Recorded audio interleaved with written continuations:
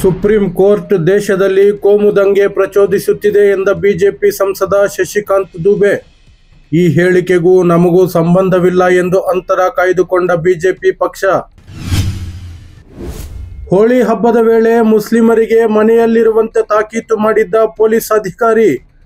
ಉತ್ತರ ಪ್ರದೇಶದ ಪೊಲೀಸ್ ಇಲಾಖೆಯಿಂದ ಕ್ಲೀನ್ ಚಿಟ್.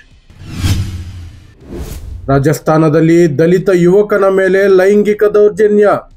ಕೃತ್ಯದ ನಂತರ ಮೈಮೇಲೆ ಮೂತ್ರ ವಿಸರ್ಜನೆ ಮಾಡಿ ಹಿಂಸೆ. ಪಶ್ಚಿಮ ಬಂಗಾಳ ಹಿಂಸಾಚಾರ. ಜನರ ಕೈಗೆ ಶಸ್ತ್ರಾಸ್ತ್ರಗಳನ್ನು ನೀಡಬೇಕು.